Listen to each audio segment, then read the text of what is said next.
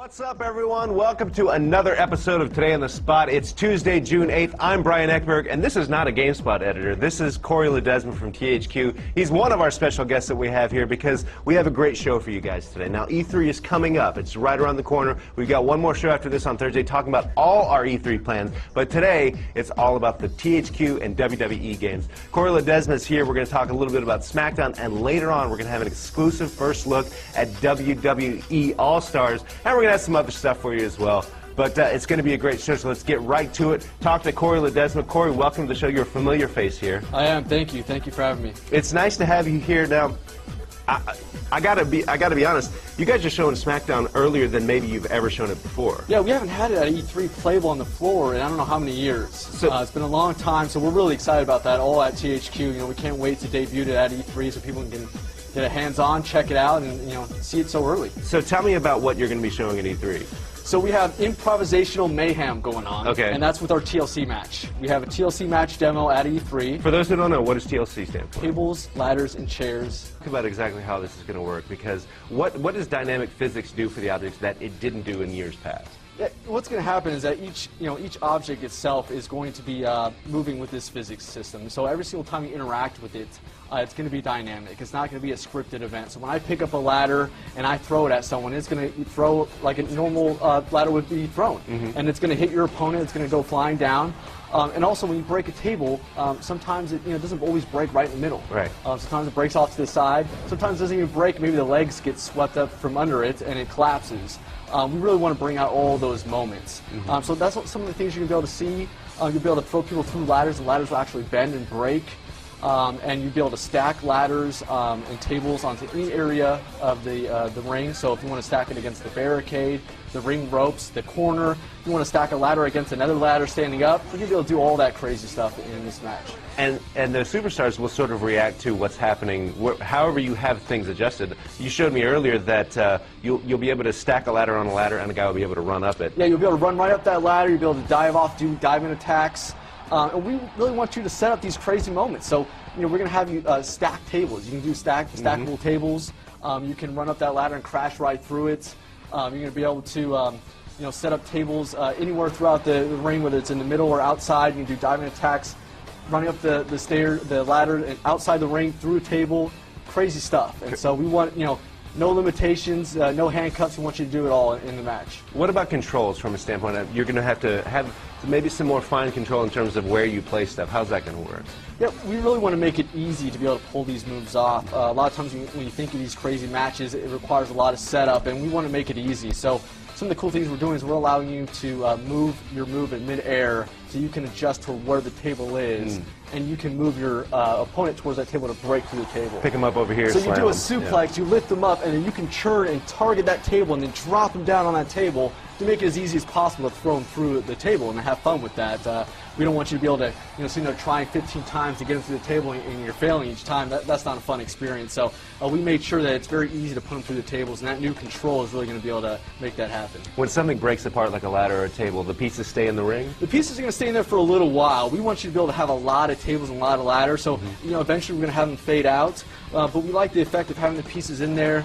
You can check out all your carnage out there. You can see 5 broken tables and all that. We want you to be able to see that. But yeah, in order for you to be able to bring out 20 tables or whatever it is, we're going to have to eventually fade some out for performance. Otherwise, you're going to have stacks of wood all over the place. And, well, let me ask you then about the chairs. We've talked about tables and ladders, but chairs, you have some specific new moves for the chairs, right? That's right, yeah. Chairs we've also spent some time with. They're also going to have the physics working on them as well, but we allow you to throw the chairs as well now. Right. So you can go ahead and pick up a chair, throw it right at your opponent, do a lot of new cool moves with that everyone's going to be able to check out at E3. And it sounds like this physics system will apply itself in other types of matches, right? That's right. I keep saying TLC because that's the match we're showing off, but really the dynamic physics is working through any weapon, whether it's the sledgehammer, the steel steps, any object that we have in the ring is going to be using these physics. You're going to be able to do a lot of different things with them.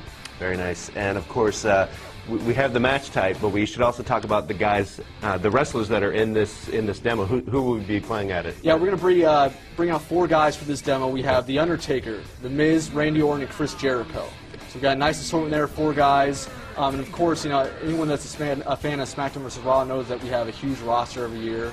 But this is the 4 little snippet we're going to give you a little taste of to check out some of our new character models and some of their new entrances and things like that. Speaking of character models, one thing you mentioned to me a little detail, new muscle types? Is it, how do you we have that? some muscle flex technology working, where basically you're going to see the muscle flex tense up, and that's all working with our texture maps there. And so, it brings a whole new realism to the characters. It brings them to life instead of them just looking like kind of plastic action figures out there. So we're really excited to introduce that in Smackdown 2011. Very nice. Well, some of the best character models in the business. So we'll see what's happening on the Wii Shop channel. One thing I failed to mention at the end of Corey's demo of Smackdown 2011 is the release date. It's October 26th, so look out for the game now. Right now, I'm joined by Sal DeVita. An entirely new wrestling game, an entirely new WWE game. You are the man behind it. It's called WWE All-Stars. I should point out that we'll be showing this game at the very end of this demo, but first we're going to talk to Sal because there's a lot to talk about. So, first of all, let's talk about the approach to WWE All-Stars. It's a brand new wrestling game. Yep. We've seen THQ do non-SmackDown games before, and so this is an entirely new approach. Tell me about the team's approach. Yeah, this approach is something that we've never tried before. It's taking the WWE characters and bringing them to a level that is larger than life. Okay. So, where SmackDown is an excellent sim game, this game is meant to be something that's more exaggerated reality. So the characters are bigger, their muscles are bigger, the movesets are more powerful, stronger, they jump higher, they throw farther, just immense energy and power behind what they do. So. Now, you're no stranger to wrestling games. You've been involved with sports, for that matter, a lot of different sports games. You did the Blitz games, you've done the TNA games. Can you talk about how that sort of informed WWE All-Stars, particularly with TNA, because that was a wrestling game? What you learned from that bringing into this project? Yeah, learn on TNA, we learned that wrestling is a lot harder than what they would be like. There's so much to it. Again, the game is more superstars are just amazing athletes. Hard hits, so much stuff. And what we learned is that we need to provide that for our audience. So while SmackDown is providing the breadth of what wrestling is, programming is, we're going to take a different approach and focus on the characters themselves. Once you lock the guy up here, you can just throw them down to the ground. What are their characters about? And you can bring their characterizations of the superstars to a different level that SmackDown may not care to go grab that here as well. I think that's where our game kind of separates from SmackDown. Okay. Again, I should point out, we're going to show this game at the very end of this demo, and I think the visual style is going to surprise some people. Can you talk about sort of how you decided on this visual style and whether you went back and forth on what you wanted this game to look like? Different than what they would normally do. So in this case here, I'll perform a signature move to them here. So because the game is not going to be a simulation game, we didn't want the characters to be simulation either. So we styled them to be, larger than life, big, kind of superhero type style. But they're still realistic. So like when you look at them, they're just in the air and bam, little superheroes. That shockwave effects, crowd goes crazy, that kind of thing. You style the game. So the game is designed that they're performing to be bigger and I guess more impactful than we normally see. The SmackDown series is pretty deep in terms of controls. Has a lot of things you can do. How are you approaching controls and accessibility? Yeah, this game is more styled.